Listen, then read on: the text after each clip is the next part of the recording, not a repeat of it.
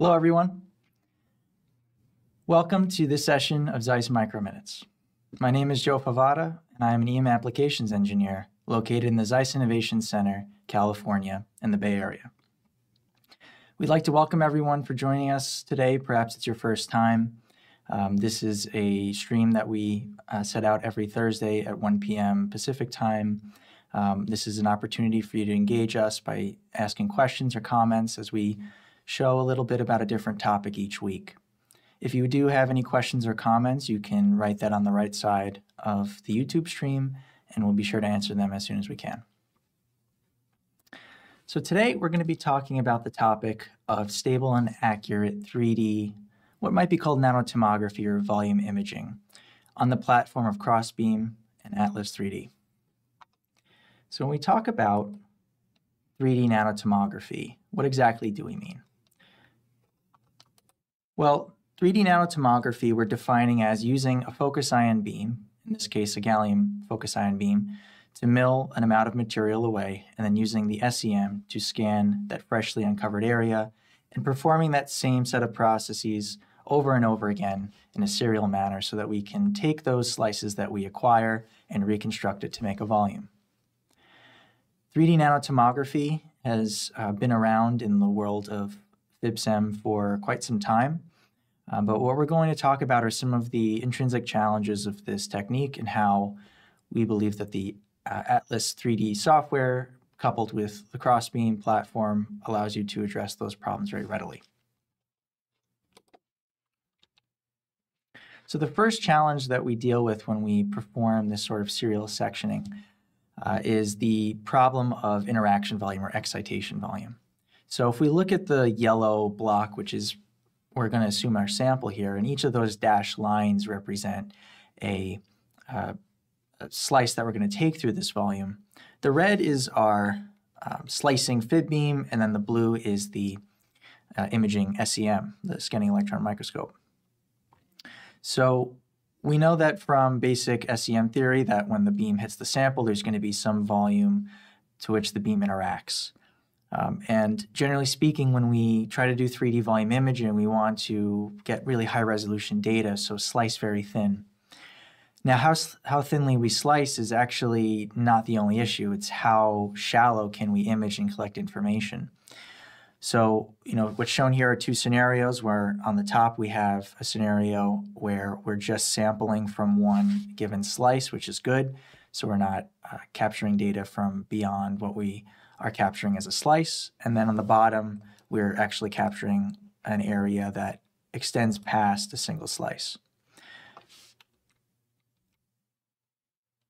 So how we can get around that is actually by leveraging some in-column detection technique that we have. So we have two on-axis detectors within the SEM, one we call the in-lens SE and one we call the ESB or energy selective backscatter detector.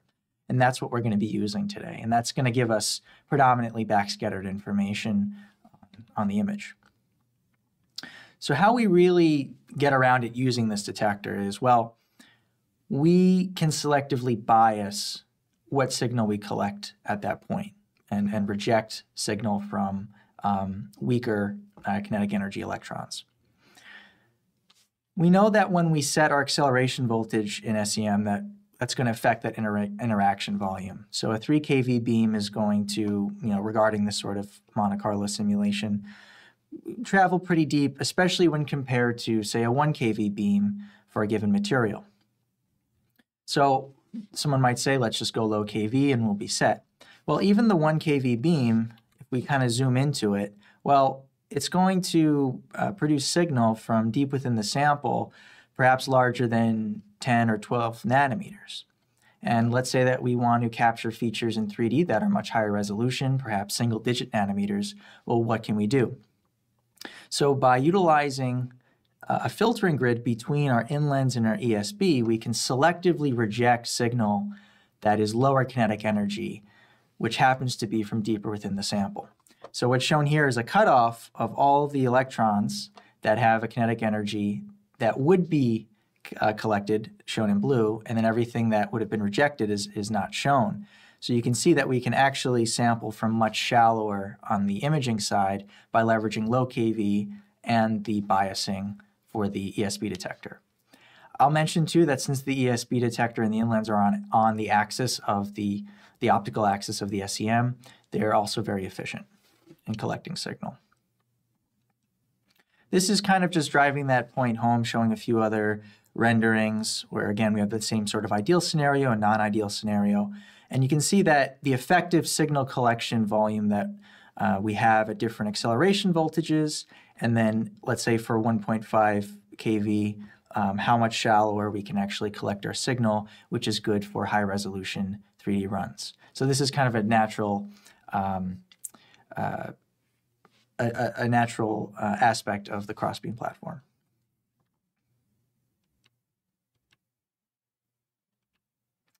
So the second challenge I want to talk about has to do with slice control.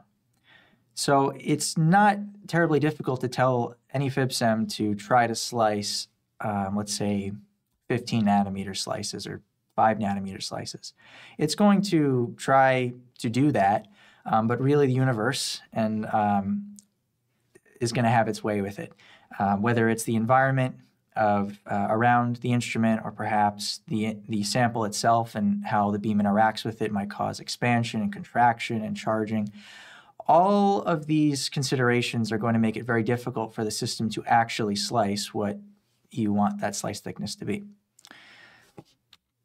So the traditional route is kind of an open feedback loop where there's really no guidance and governance into how much is actually removed on each slice. And by the end, you'll have a data set where we say the slice thickness is an average of the nominal slice thickness by how many slices that are taken. Unfortunately, this leads to many artifacts, which we'll show. How this is approached and handled with the Atlas 3D solution with Crossbeam is to do a series of unique fiducial marks and tracking marks that are going to be used throughout the tomography. So platinum is deposited on the sample, then some marks are milled with a low current gallium probe, and then carbon is deposited on top of it so that whenever we make the trench and look at a given cross-section, within that cross-section we can see those fiducial marks on every single slice. So that is going to be with us on every slice and can be used not just for alignment and for autofocus and autostig, but actually in the reconstruction to ensure that each of those slices is representative of the nominal slice thickness. So this is just showing an example for I think a cell, a resin embedded heavy metal stained cell, but we're going to show a lot of other examples across life science, semiconductor space, material science from a perhaps more metal-centric sort of viewpoint. Really, this platform, both Crossbeam and the Atlas 3D, are compatible across different application spaces. So this is showing a little bit more clearly on the left side how during the acquisition those outside lines are kind of tapering inward. So those marks tapering inward provide us with two really important things. One, it allows the system to predict drift. So now we have a closed feedback loop. So before we showed open feedback loop with randomly sized slice thicknesses. Now the system is going to see that, okay, we want to slice 10 nanometers, but actually we're slicing 10.5 nanometers or 12 nanometers. It's going to account for that for the next couple of slices and not progress as rapidly as it was to get really, really close to the target thickness. The second point, which we're going to talk about later, is actually to use that data during the reconstruction so that when we import it into the 3D volume rendering software of your choice, it's actually going to show the features as their correct shape and not elongated or smushed. This platform has been widely used and adopted since I think this paper was put out maybe 2014. It really has been perfected. This is showing for a life science example, sub-5 nanometer slice thicknesses, and you can see how well that feedback loop works, where there's kind of a gathering data and formulating a good feedback on it, and then it actually settles on a solution and really holds on to the slice thickness really well. that sort of small noise and variation of the slice thicknesses is going to be accounted for in the reconstruction. So even that too will be accounted for.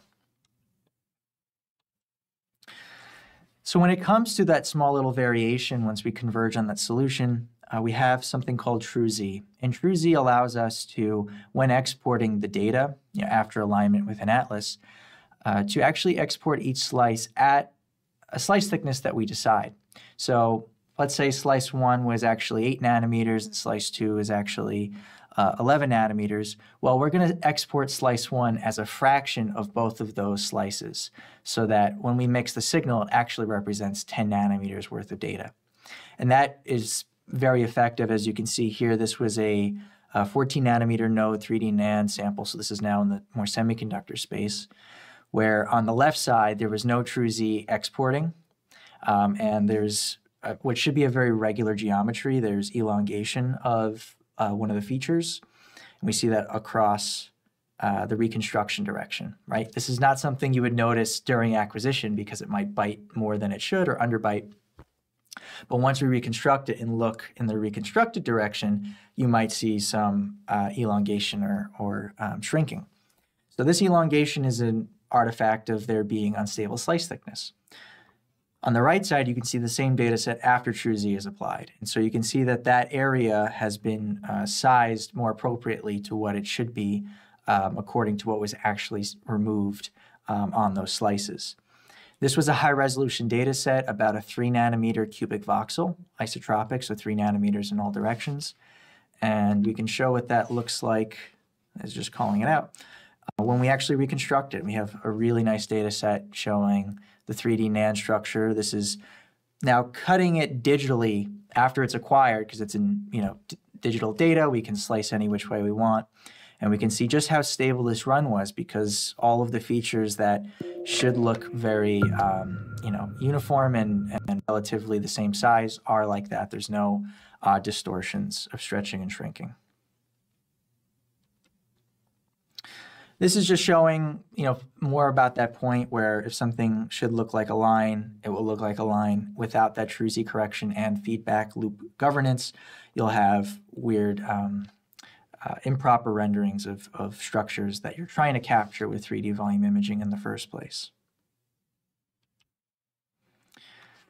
A couple other peripheral things I'd like to mention about Crossbeam and Atlas 3D and how it really allows us to excel in the area of 3D tomography. So we saw it address those two problem areas of the interaction volume and the second of slice control. The third one is just generally stability. And so what you're seeing here is kind of a snapshot of the ZEISS ion sculptor focus ion beam column. This is a ZEISS design component as well as a ZEISS made component. And it has really wonderful current stability. So what's shown here is over, I think on the x-axis, it's up to maybe 72 hours or between 60 and 70 hours, the sort of current stability you can expect at a given probe size. Here it's 100 picoamps kind of arbitrarily. You can see that it's staying within 5 to 10% of that value quite well. This really bodes well for performing these 3D runs at high resolution over long periods of time.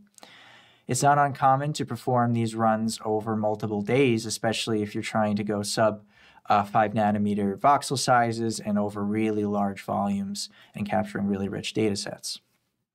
Naturally, gallium sources have to undergo a heating process every couple of days to wet more gallium onto the tip so that you can perform more milling.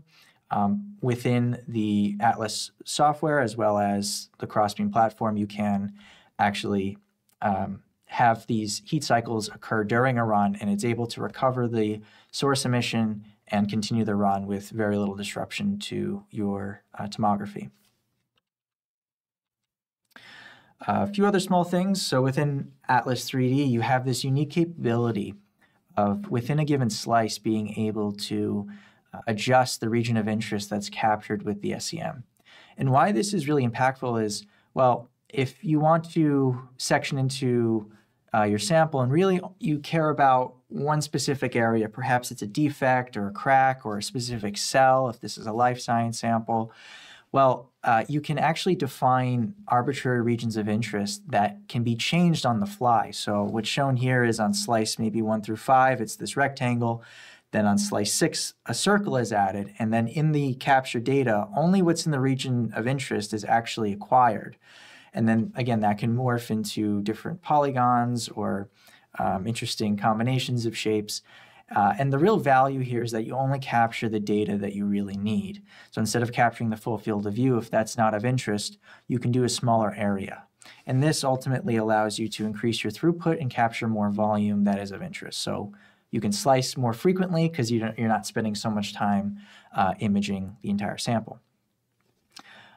Regarding the imaging on the whole, we have the ability to image while FIB milling without any disruption. There's no scan interlacing. There's no restrictions on what acceleration voltage or current you need to use. You can use any current, any acceleration voltage, and whichever detector you really want, with some exceptions, with, like, let's say, a below-column backscatter detector. But your in-lens, your ESB, your Everhart-Thornley, these are all possible. And this is really because the Gemini lens does not leverage any sort of immersion imaging. Intrinsic to its design, it's able to acquire high-resolution images without extending a field onto the sample that would disrupt the FIB at all and allow us to capture tomographies faster because we're not waiting for the FIB milling to finish before we do our imaging. I like to show a couple of example data sets. So it's, I'm going to actually, let's see if I can play it from this view. So what we have here is a really large volume that I acquired on a life science sample. This is a resin-embedded, heavy metal stained prefrontal cortex, I believe from a rodent. And this was, you can see some of the parameters from the run, about a 16 by 16 by 43 micron volume with an isotropic 10 nanometer voxel size. The imaging probe was about 1.5 kV, 2 nanoamps, and the total duration of the run was over 72 hours of continuous autonomous acquisition. This is there's been no image processing on this data set. It's purely just aligned. This is as it comes out of the run. Being as it's such a rich data set, I'm going to show the video for maybe 10, 20 seconds, but really it's about, I think, 6 minutes long, just because of how stable this solution is that you can acquire these high-res data sets over really large volumes. We're going to also just take a single slice and then zoom in to show really the level of detail that can be captured. Now, part of the reason why we can capture such really, really fine detail on large volumes is also to the fact that our scan generator can capture frame stores up to 32K by 32K pixels. So that means it could be a relatively large field of view in terms of image width, but have the pixel density so that when you zoom in, you actually still see the really, really small features. So I think that in this case, it was only about like an 8,000 by 8,000 pixel frame store, but just keep in mind that, there's that option of going up to 32K and, having even more of a sort of field of view, but still maintaining the really fine pixel fidelity to be able to see the smallest features. So here are some snapshots I like to point out, and we'll show some examples in the material science space in a second. So, in just one of those slices, we can see, mitochondria, we can see the cristae within them, we can see this is the double membrane of a nucleus, and then a nuclear pore right here. And here's just some more mitochondria. And then, of course, this being a prefrontal cortex sample, you can see the cross sections of the synapses in the brain. And then we can see some nuclear pores, more over here, more mitochondria. It's not uncommon to see things like Golgi bodies, such as here. And again, these are just select slices, so it just gives you a sense of the richness of the data set to perform image processing and really understand the sample. And it really is owed to the sense of stability and repeatability of our slices. Now, what's been shown so far is just the imaging side. We actually can couple this with analytics. So I'd like to first start by talking about EDS, or energy dispersive spectroscopy, where you're able to identify compositionally what's in the sample. Normally, under normal circumstances, you have this dichotomy of I want imaging conditions, low KV to ensure we get best resolution, and then okay, if I want to look at specific materials, I need to excite their characteristic X-ray energies. I need to go higher energy. So you have to choose an either-or with different acceleration voltages. There's also the effect of different length scales in that EDS generally has a much lower resolution spatially than imaging because of how X-rays are weakly interacting. So you can actually handle the analytical acquisition for EDS completely autonomously with an atlas, just like we do with the imaging. So with little extra setup, what's shown here is lead-free solder. So the left, let me start the video. The left is showing the imaging, and then the right is showing the EDS maps, where in red we see silver, and in the green we see copper. And you can notice that the imaging is much more continuous because we're capturing every 10 nanometers.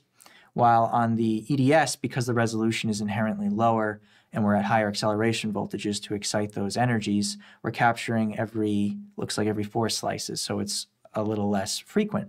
But we have this rich concurrent data set between the two sorts of imaging modes, one straight up secondary or backscattered imaging, and then on the right side, the compositional imaging and mapping from EDS. Excuse me, every 10th slide, the maps were captured. This is showing some more examples of that same volume, but now rendered in 3D. So the left side is the volume from imaging, and on the right side is the 3-dimensional spatial map of those different chemistries. So you see the tin, the silver, and the copper. And the next thing to mention is the ability to do EBSD. So in the same way that we are able to autonomously hand off conditions and capture the EDS maps, we can also switch over to EBSD conditions, as well as move the stage to actually face the camera from the EBSD detector. So this is a Canadian coin, I believe. So you can see the different layers of metal here. And then, of course, in the reconstruction of the imaging, we have really nice continuity in the reconstruction direction, which is shown at the bottom. So let me pull up my pointer again. So, of course, in the acquisition direction, things look great, but the true measure of stability is in the reconstructed direction. So if you look top down, this XZ, you see a nice continuity of the grains. There isn't weird discontinuities between their edges. And if we go forward, we can actually see the acquisition of also the EBSD data. So the left side is the imaging, and then the right side you can see things like the inverse pole figure in the X direction and see the crystallographic orientation of those grains from EBSD. We also can capture the compositional information from EDS with no added cost. So while it's acquiring the EBSD, because of the nice orientation of our detectors, we also can see the different chemistries, the copper, the iron, and the nickel within the sample. Just let this play through so you can see really some rich information from the 3D EBSD.